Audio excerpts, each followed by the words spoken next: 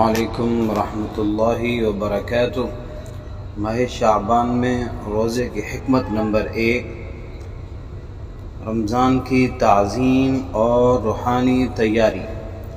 حضرت انس رضی اللہ تعالی عنہ سے روایت ہے کہ رسول اللہ صلی اللہ علیہ وسلم سے سوال کیا گیا کہ ایو الصوم افضل بعد رمضان؟ قال شعبان لتعظیم رمضان۔ ترجمہ: رمضان المبارک کے بعد افضل روزہ کون سا ہے؟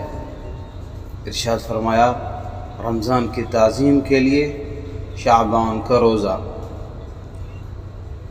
یعنی رمضان المبارک کی عظمت، اس کی روحانی تیاری، اس کا قرب اور اس کی خاص انوار و برکات کے حصول اور ان سے مزید مناسبت پیدا کرنے کا شوق، اور داعیہ ماہ شعبان میں کثرت کے ساتھ نفلی روزے رکھنے کا سبب بنتا تھا، اور شعبان کے ان روزوں کو رمضان کے روزوں سے وہی نسبت ہے جو فرض نمازوں سے پہلے پڑھے جانے والے نوافل کو فرضوں سے ہوتی ہے۔